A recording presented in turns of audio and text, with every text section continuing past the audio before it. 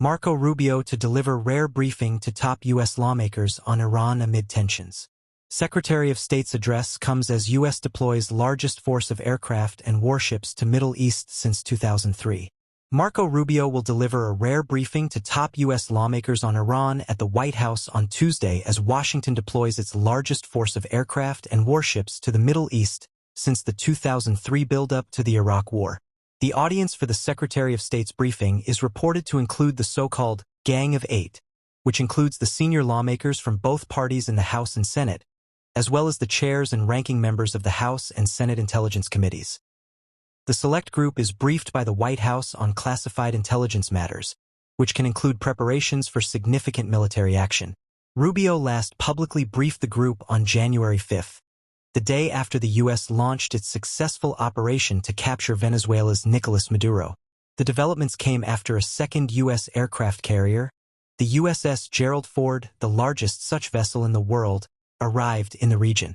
Analysts have said that the U.S. is now in position to launch a strike against Iran if Donald Trump orders one. The briefing by Rubio is set to take place just hours before Trump is scheduled to deliver a State of the Union speech on Tuesday evening, in which his foreign policy is expected to play a central role. Trump has demanded that Iran abandon its nuclear program, abandon its production of ballistic missiles, and cease its support for overseas proxies such as Hezbollah and the Houthis in Yemen. U.S.-Iran talks are scheduled for Thursday in Geneva.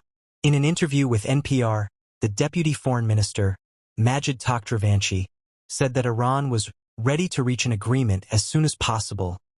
"We want to do whatever's necessary to make it happen," he added. But the negotiations would only concern Iran's nuclear program, he added, which is unlikely to satisfy the White House. Trump last week said that Iran would either make a deal or the U.S. would have to take it a step further, adding that really bad things would happen to Iran, adding a time limit of 10 days. The U.S. has also evacuated non-essential personnel from its embassy in Lebanon due to an assessment of the threat environment. And Rubio has also reportedly delayed a Saturday meeting with Israel's Benjamin Netanyahu to Monday, according to Israeli officials. The Guardian and other media outlets have reported that Dan Kane, the chair of the Joint Chiefs of Staff, had warned Trump that a conflict with Iran could severely deplete the U.S.'s stockpile of anti-missile missiles including Patriot, Terminal High-Altitude Area Defense, THAAD, and ship-launched interceptors. Trump had shot back against the reports as incorrectly suggesting that Kane was against us going to war with Iran. The reports only said that Kane had warned Trump of the consequences of a strike. General Kane, like all of us, would like not to see war, but if a decision is made on going against Iran at a military level, it is his opinion that it will be something easily won, Trump wrote on Truth Social. Kane has not spoken of not doing Iran, or even the fake limited strikes that I have been reading about. He only knows one thing, how to win, and, if he is told to do so, he will be leading the pack. The Guardian has previously reported that Trump has not decided whether to launch strikes against Iran, and that his decision will hinge on the results of talks in Doha later this week with top Iranian officials. The U.S. delegation will be led by Steve Witkoff, his longtime friend and Middle East envoy, as well as his son-in-law Jared Kushner. The other main advisors include the Vice President, J.D. Vance, the Secretary of State, Marco Rubio, the CIA Director, John Ratcliffe, the Defense Secretary, Pete Hegseth, the White House Chief of Staff, Susie Wiles, and the Director of National Intelligence, Tulsi Gabbard.